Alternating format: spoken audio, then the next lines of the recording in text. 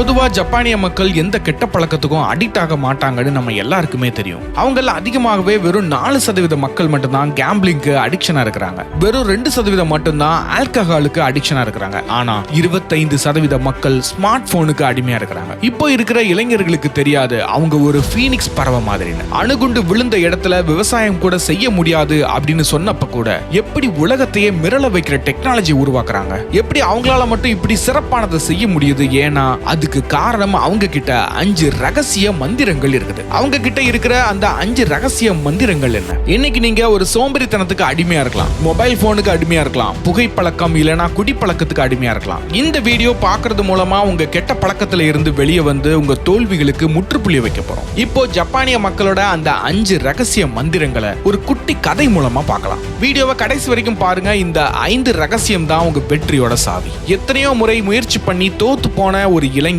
இந்த ஜப்பானிய ரகசியங்களை வச்சு எப்படி தன்னுடைய வாழ்க்கையை தலைகீழா மாத்தினா அப்படிங்கிறத பார்க்கலாம். நம்ம கதையோட நாயகன் ஆகாஷ் 25 வயசு பையன். ஆனா அவனுடைய மனசுக்குள்ள ஒரு 80 வயசு கிழவன் வாழ்ந்துகிட்டு இருந்தான். அவனோட ரூமை பார்த்தாலே தெரியும் எந்த அளவுக்கு சோம்பேறியில ஊறி போய் இருக்கான்னு. சிதறி கிடக்கிற துணிகள், சாப்பிட்டு தூக்கி போட்ட பீஸா பாக்ஸ், அப்புறம் ஓரமா தூசி படிஞ்சு போய் கிடக்கிற ஒரு டிராயிங் டேப். ஆகாஷ்க்கு ஒரு பெரிய கனவு இருந்துச்சு. அது இந்த உலகமே வேக்கிற அளவுக்கு ஒரு கிராபிக்ஸ் டிசைனர் ஆகணும்னு. ஆனா அவன்கிட்ட கன்சிஸ்டன்சி இல்லவே இல்லை. அவன் ஒரு ஆந்தை மாதிரி விடிய விடிய இன்ஸ்டாகிராம்ல ரீல்ஸ் பாக்குறது, மத்தவங்க வாழ்க்கையை பார்த்து இவனுக்கு மட்டும் எப்படி இது கிடைச்சதுன்னு பொறாமப்படுறது, இதுதான் அவனுடைய வேலையை. மதியம் 12 மணிக்கு தான் அவனுடைய நாளே ஆரம்பிக்கும். அவனோட அப்பா ஒரு ரிட்டையர்ட் கவர்மெண்ட் ஆபீசர். ஒரு நாள் நைட் ஆகாஷ் போனை நோண்டிட்டு இருந்தப்போ அவனோட அப்பா உள்ள வந்தாரு. அவரு அவனை பார்த்து கத்தல, அவனோட கையில இருந்த போனை பிடுங்கி எரியவும் இல்லை. ஆனா அவரு அமைதியா அந்த ரூமை பார்த்துட்டு அப்படியே ஆகாஷ பாக்குறாரு. அந்த பார்வை 1000 வார்த்தைகளுக்கு சமம். அவரோட மனசுல ஒரு ஏக்கம் இருந்துச்சு. அவர் ஆகாஷ் இருக்கிற கட்டில்ல வந்து,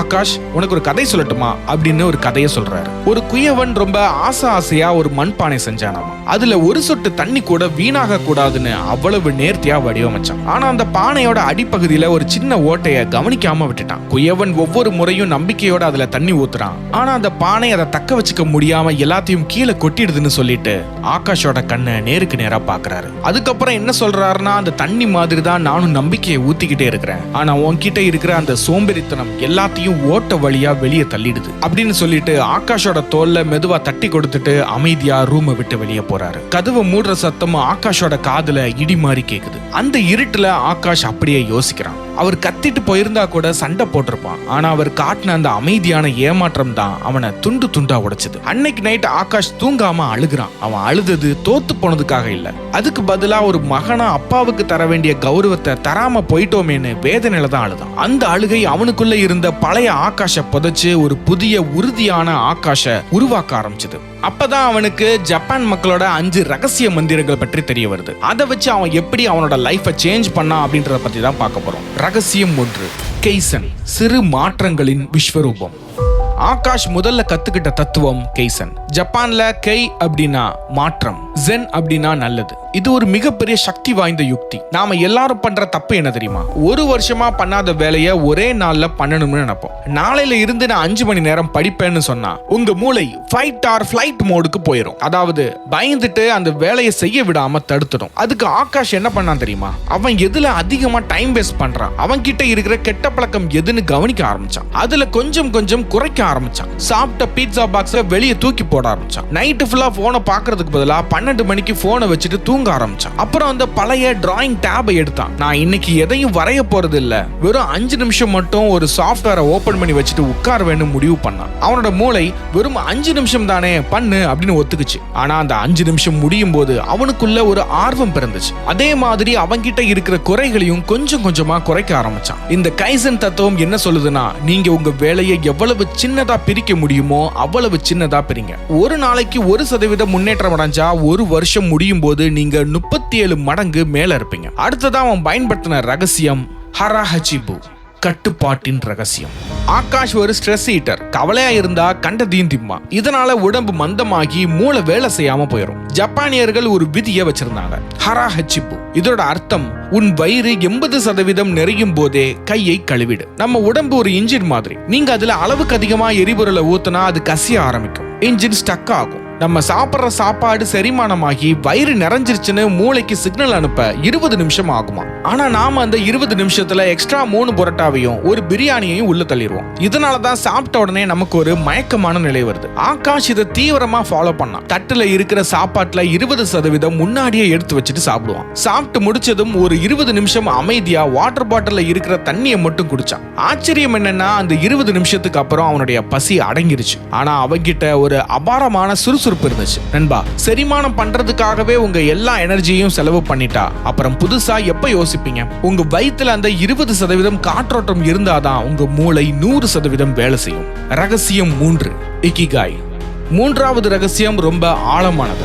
ஆகாஷ் இப்ப ஓரளவு டிசைனிங் கத்துக்கிட்டான். ஆனா சில நாள்ல அவனுக்கு ஒரு சலிப்பு ஏற்படுது. நான் எதுக்காக இதை செய்யணுங்கிற கேள்வி அவனை துரத்துது. அப்போதான் அவன் இக்கிகாயை பத்தி தெரிஞ்சுக்கிட்டான். ஜப்பான்ல ஒகினாவா தீவுல இருக்கிற மக்கள் 100 வயசுக்கு மேலையும் ஏன் ஆரோக்கியமா இருக்கிறாங்கன்னா அவங்க கிட்ட ஒரு வாழ்வின் நோக்கம் இருக்கு. நண்பா, உங்க இக்கிகாயை கண்டுபிடிக்க இந்த 4 வட்டங்களை யோசிங்க. உங்களுக்கு பிடிச்ச விஷயம் எது? உதாரணத்துக்கு ஆகாஷ்க்கு ஓவியம் வரைய பிடிக்கும். நீங்க எதுல கெட்டிக்காரங்க? அவனுக்கு டிஜிட்டல் ஆர்ட்ல திறமை இருந்தது. அடுத்தது இந்த உலகத்துக்கு எது தேவை? பெரிய பெரிய கம்பெனிகளுக்கு நல்ல லோகோவும் டிசைன்ஸும் தேவை. எதை செஞ்சா உங்களுக்கு காசு வரும்? டிசைனிங் செஞ்சா கை நிறைய சம்பாதிக்கலாம். இந்த 4 சந்திக்கிற அந்த ஒரு புள்ளி தான் உங்க இக்கிகாய். ஆகாஷ் வெறும் காசுக்காக வேலை செஞ்சப்போ அவனுக்கு சோர்வு வந்துச்சு. ஆனா அவனுடைய கற்பனைய ஒரு உருவமா மாத்திர அந்த பிடிச்ச சந்தோஷமான வேலையை செஞ்சப்போ அவனுக்கு சோர்வே வரல.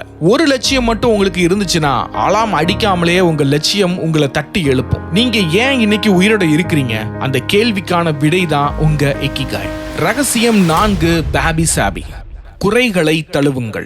ஆகாஷ் அவனுடைய ஃபர்ஸ்ட் ப்ரொஃபஷனல் டிசைனை ஒரு கம்பெனிக்கு அனுப்புறான். ஆனா அவங்க அதை ரொம்ப மொக்கையா இருக்குன்னு ரிஜெக்ட் பண்ணிட்டாங்க. ஆகாஷ் உடைஞ்சு போயிட்டான். பழைய ஆகாஷா இருந்தா எனக்கு இது வராதுன்னு டேபை மூடி வச்சிருப்பான். ஆனா இப்போ அவனுக்கு அவங்க பாட்டி சொன்ன அந்த வாபி சாபி பத்தி ஞாபகம் வருது. ஜப்பானிய கலையான வாபி சாபி அவனுக்கு ஒரு பாடம் சொல்லி கொடுக்குது.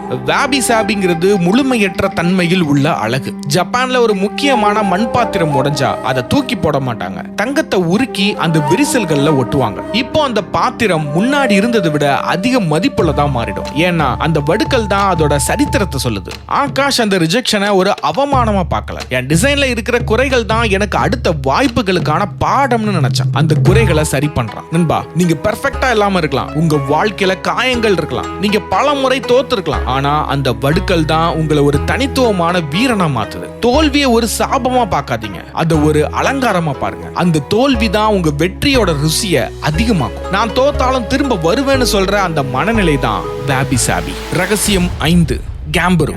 ஒரு போர்க்கள வீரனின் உறுதி. கடைசி மந்திரம் எல்லாத்தையும் விட சக்தி வாய்ந்தது. அதுதான் கேம்பரு. இது வெறும் விடாமுயற்சி இல்ல நண்பா. இது விட்றாத, அடிச்சு தூக்கு அப்படின்ற ஒரு ஆவேசம். ஜப்பான் மக்கள் போர்க்களத்துல தோத்தப்போ, ஹிரோஷிமா நாகசாகில எல்லாம் அழிஞ்சப்போ அவங்க சொன்ன ஒரே ஒரு வார்த்தை கேம்பரு. அதாவது உன்னோட பெஸ்ட கொடு, கடைசி மூச்சு இருக்கிற வரைக்கும் போராடு அப்படின்றது அதுக்கு அர்த்தம். ஆகாஷ்க்கு இப்போ ஒரு நேஷனல் லெவல் கம்பெனி கிட்ட பிசினஸ் மீட்டிங் இருக்குது. அவனுடைய டிசைனை சப்மிட் பண்ண வேண்டிய நேரத்துக்கு முன்னாடி அவனுடைய கம்ப்யூட்டர் ஹேங் ஆயிடுச்சு. வைஃபை கட் ஆகுது. ஆனா அவன் பதட்டப்படல. கம்ப்யூட்டரை ரீஸ்டார்ட் பண்ணா, மொபைல் ஹாட்ஸ்பாட்டை கனெக்ட் பண்ணா. அந்த 10 நிமிஷத்துல திரும்பவும் வேலை செய்யறான். நான் செஞ்சே தீருவேன்னு போராடுறான். அந்த போராட்டத்தோட ரிசல்ட் ஆகாஷ்க்கு அந்த ப்ராஜெக்ட் கிடைச்சது. இத ஆகாஷ் அவனுடைய அப்பா கிட்ட சொல்ல, அவனுடைய அப்பா ஆகாஷை கட்டிப்பிடிச்சு அழுதாரு. என் பையன் ஒரு ஓட்டப்பானை இல்ல, அவன் ஒரு இரும்பு கோட்டைன்னு சொல்றாரு. கேம்பருங்கிறது ஒரு வெறி நண்பா.